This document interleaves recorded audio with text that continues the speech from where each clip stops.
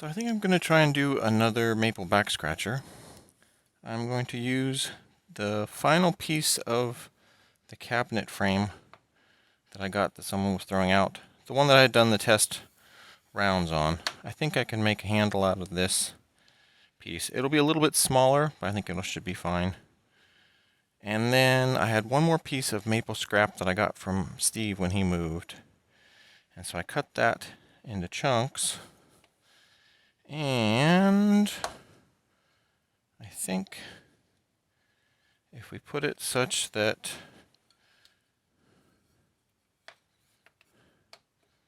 well, if the handle goes that way,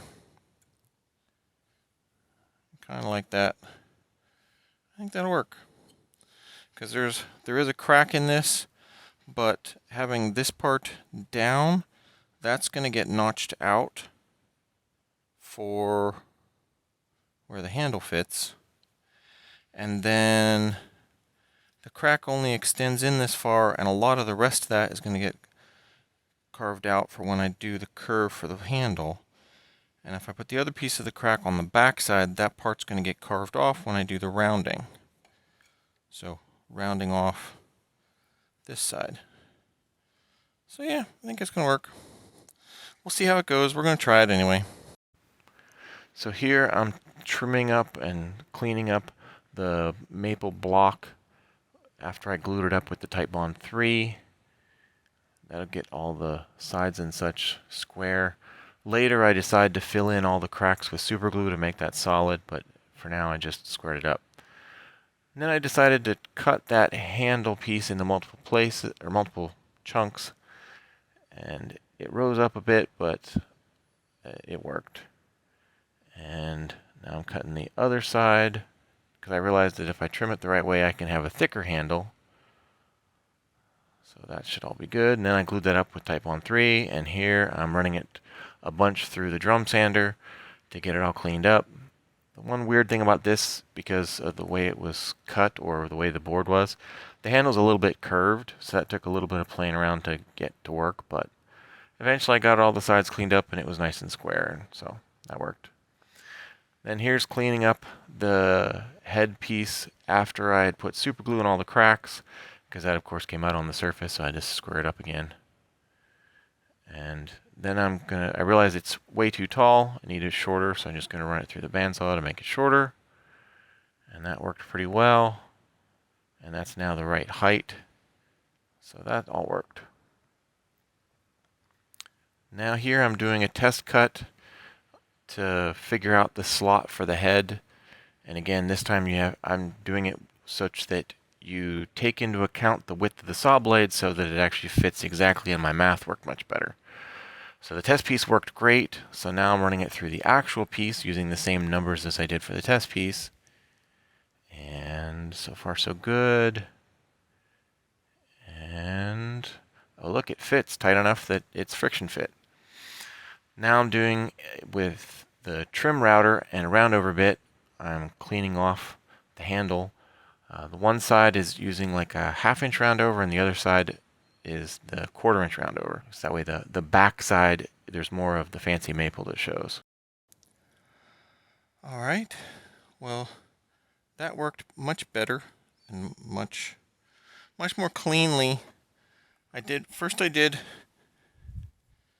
a test block, and then once I got the test block and made sure that that worked, then I did the final block, and that works nice with a nice firm friction fit and a good depth as well. It's probably hard to see, but it's a nice solid connection the whole way around.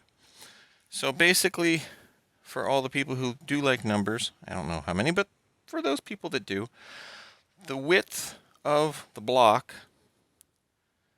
was 1 and 24/32.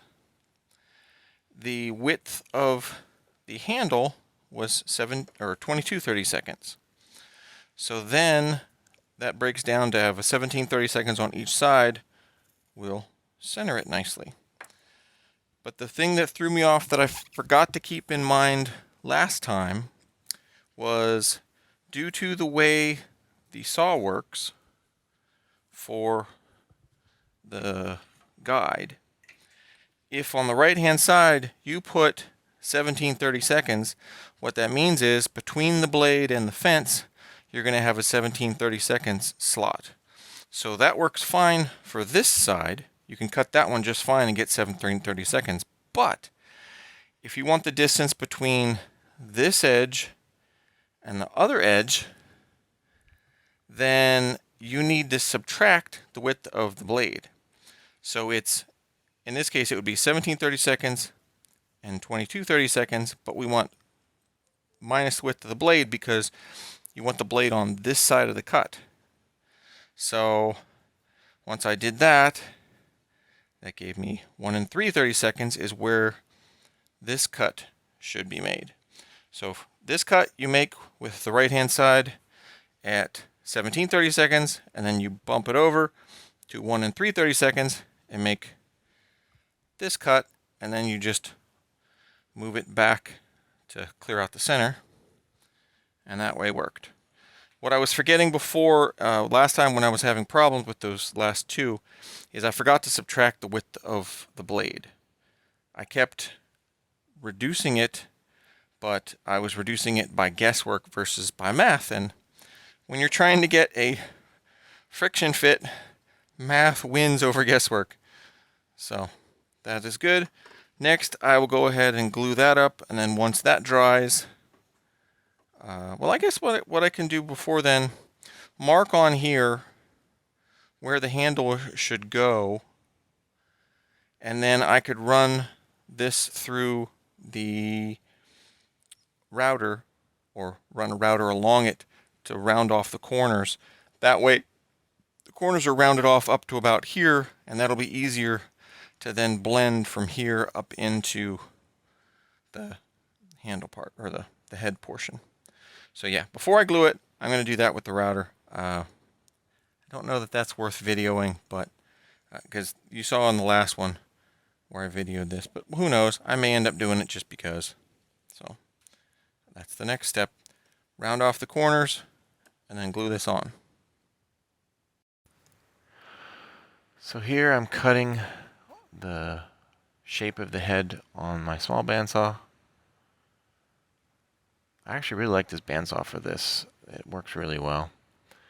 And then I'm using my 12-inch disc sander to do the rough shaping on the head. And that goes pretty well as well.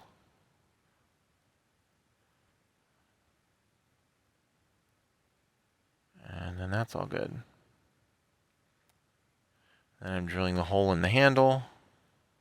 That's fairly straightforward. I used, I think, an 30 seconds. It was right under, well, whatever it is, it's right under a 1/4 inch. So it's whatever bit was right under the 1/4 inch. So I guess it'd be 30 seconds or something. And then I'm just using the rasps and sandpaper and, sanding blocks and things to clean up and shape the head. It goes much faster with using the trim router to do most of the shaping. And then again, just switching to finer and finer grits. This was, I think, 120. Just going over everything. And that goes fairly well. It still takes a bit to do the finish sanding with this, partly because I don't have the best setup for that, and partly it's just I don't do them very often, so I don't have it all the steps down completely. But this goes pretty good, and it did end up turning out nice. It is a challenge to get that inside curve. And then here I'm just using the triangular file to do the scratch teeth, and that worked pretty well. And then one of my more fine files to get inside the corner, and then more sandpaper. And yeah, it's getting there. Since this is I think the 4th one of this shape, it's definitely getting easier to do. But as you can see here, I'm trying to figure out the best way to do that inside. I put a piece of sandpaper folded over the side so I could use more of the edge of the sander, and that kind of worked. Alright, now we're going down to, I think, 220. And again, just going over all the pieces. And it should be good. And it's going pretty well. And then after that, every once in a while I stick it in the duct of the dust collector to pull off some of the dust so I can see which scratches are left. And because that's end grain on the top, it takes a while to get rid of the scratches. But eventually I got there. And I had to go with no glasses because I couldn't see the scratches with my garage glasses. They were too distance oriented versus close up. So I just finally took my glasses off and then I was able to get the fine stuff. And I'm just working some of the finer grits and trying to get all the rest of it. And then I get down to the 400 grit sandpaper to just clean it up the rest of the way. And then we should be ready for finish, which I'm not going to show. And that's it. And this other back scratcher, maple back scratcher, is also done. I don't know. Yeah, with the lighting the way it is, the colors are not going to come out. Well, you can see some of it. But yeah, the handle, just like the last one, the handle on the front and the back, I should say, the bottom and the top. Can I get it? No. Somewhere. Well, I see it in person. I don't know that the picture is going to catch it, but yeah, it came out really pretty. So that's 3 of them that I need to find homes for. So if anybody wants a back scratcher, let me know. I'm going to probably have to get to an Etsy account at some point here, but yeah, for now I have 3 nice maple back scratchers, curved ones, that are not yet claimed. So that project is done. Well, again, other than that was the first coat of finish. I'm probably going to lightly sand that with 400 and then do a second coat of finish and then it'll be done. Well, I'll put the little hanger thing on too. But yeah, the main work is done.